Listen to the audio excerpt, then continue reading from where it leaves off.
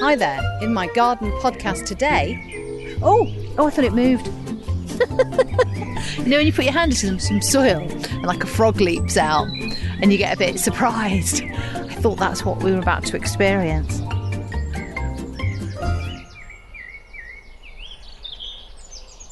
Hello.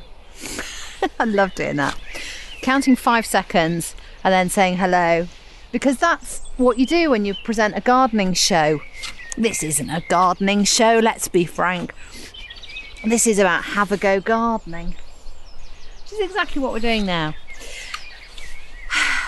Having a really narrow, long garden is wonderful, right? I'm not going to whinge about it, but it does present a few design issues because only half of the garden is really good in full sun. So then this half of the garden that's in full sun gets packed full of the veg boxes, all the decent plants, the jasper memorial bed with all the, your daphne in it and your salvias and all that lovely, and your nicotiana, of course, don't forget that. And that's lovely. But the rest of the garden, the other side, just becomes quite utilitarian. So a water butt, a bike shed, the greenhouse, which does get a bit of sun. And then you get, Joey, stop snuffling. Oh, if only we were looking for truffles. I don't know what he's found. But basically, I'm at a hole. I've dug a hole. And I am placing into it a magnolia bush. I love magnolias. And my gorgeous hunky husband, despite being browbeaten by the perimenopausal treatment that I'm giving him at the moment, spotted a nice magnolia bush and brought it home at great expense, 40 quid. And I'm going to pop it in the ground and it's going to go in the sunny spot. This side of the garden is a bit overcrowded, but I reckon it can take another thing. And this thing's going to grow 2 meters high, hopefully, 1.5 wide. I think it'll look really good and we can spy it from the house. Breaks up the garden a bit. It's going to be wonderful. And it feels so good to be putting it in the ground. Joey, what have you found? I'm trying to do a gardening podcast.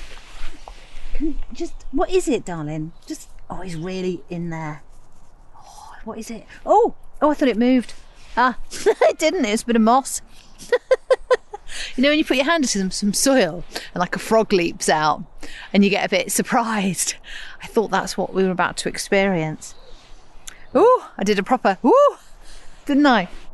So a week ago, I got this lovely email to hello@bitfamous.co.uk from Stephanie. And she tells me that she's recently discovered the Garden Podcast in her hunt for interesting and entertaining garden podcasts. And this is crucial, that have decent sound quality. Well, Stephanie, you've come to the right place. With a background in broadcasting, it's kind of anathema to me and the hunky husband to have a podcast that doesn't sound good. And there are lots of those about, aren't there? I also agree with you, Stephanie, that it's good to actually be out in the garden, isn't it? Anyway, she just wanted to tell us how much she enjoys the podcast and also to say, please try eating nasturtiums. They're super tasty and quite spicy. And apparently Stephanie has a signature warm chipolata and chickpea salad that they go very well with. Well, I'm going to look that up and have a go. Thank you for the boost there, Stephanie. She says, I hope you get decent tomatoes this year. I just about managed to save mine from blight last year. Did lose a few and they barely ripened. Didn't we have a bad summer last year? Nothing was getting started. Everything was a bit damp and thwarted. But apparently she did make some green tomato chutney. And this is the interesting bit about all of this, is that Stephanie was not a gardener before the global pandemic, before lockdown. And she says, I'm now a different person than I used to be. Similar level, sort of have-a-go gardener, lockdown inspired. And now she's pretty much self-sufficient with the veg and salads. I don't know if that's true, actually. She is racking up a small fortune in sleeper raised beds and seeds and fruit trees and plants. And hey, let's face it, Stephanie's got the bug, hasn't she?